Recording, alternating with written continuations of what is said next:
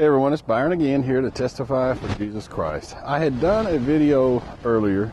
It's called The Church of Great Tribulation, Thyatira, and then I put a conclusion on there. And I mentioned 501c3 organizations, just for brief. They're tax exempt. Churches fall into that category. And I also mentioned a court case in that video in which the tax exempt organization, which includes churches, can't take an opposing view to the federal government, basically.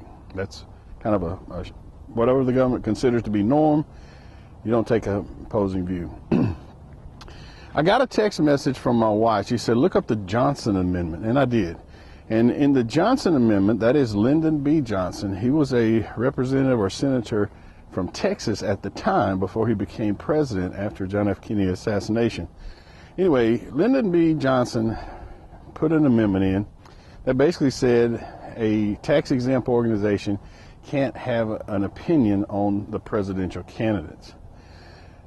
In the earlier video, and in this one I'm going to continue, just to state, if your churches around you are tax-exempt, their lack of information about what's going on around you could be tied to, one, the tax-exempt status that they have, and I don't want to put that into jeopardy, and two, the association or the trade guild or the denomination, and I use all three of those.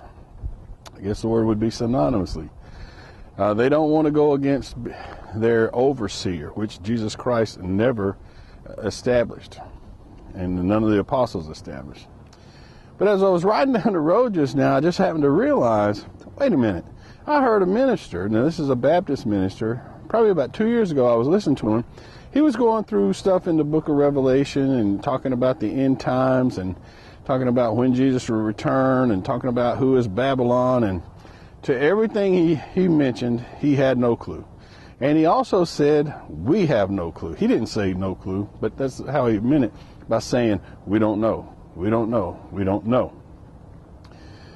What I'm saying to you, though, is that there are children of God all over the world receiving instruction from God, receiving messages from God, telling them about what's going on in the world in these end times, telling them what to do and stuff like that. And the Lord has shown me this United States is Babylon.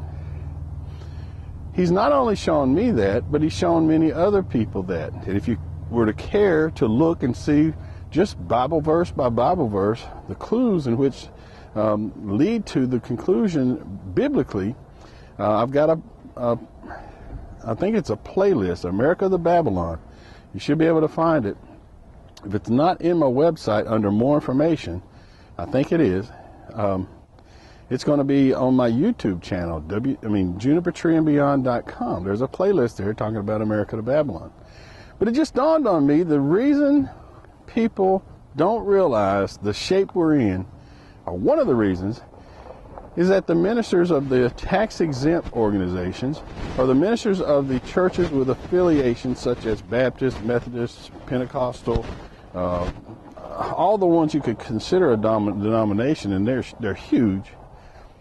The reason these guys may not be talking is because they don't want to lose their tax-exempt status. And basically that's money. As a matter of fact, some of the people that talk about the 501c3 and how it puts a grab on ministers, they talk like it's hush money, to get you to be quiet. Another thing that you can find in the Bible, you can find a guy named Balaam, and there's a thing called the heir of Balaam. And heir, as far as I know, he made maybe more than two, but there's two ones that come to my mind. One is he went and did something because of money. So you may have ministers not doing something because of money, affiliated with the tax-exempt status. And also, if it's just merely the affiliation with a denomination, if you were to say something the denomination don't want you to say, then don't look for another job with us, bud. Move on out. That's life in man-made churches. That's just life.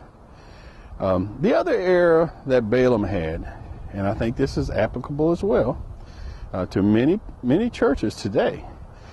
Balaam basically taught them that the children of Israel should just live peacefully with the other country.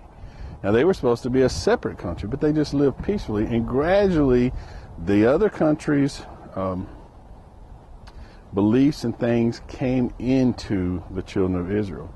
And so without like taking them by force, they took them by almost like deception. He just gradually eased in, or an infiltration. That's happened here in the United States. I'm not trying to say the United States should be a total Christian nation and no other religions are there. That's not what I'm saying. What I'm saying is that if you are a Christian, then you don't need to be playing around with other things. And that's what I was wanting to say. I got a dog slipping up behind me, got me a little scared and nervous. I hadn't seen him before. Anyway, I'm going to let you go. That's another thing that just popped in my head. I guess it came as a result of the Lord showing me the conclusion to Thyatira, and then my wife talking to me about the Johnson Amendment. I said, wait a minute, I saw a preacher that like he didn't know anything in front of his whole congregation, and probably the reason he don't know anything is because he don't want to lose his tax exempt status, or he don't want to get fired from the Baptist convention. All right, I'll let you go. That's one more. See you later.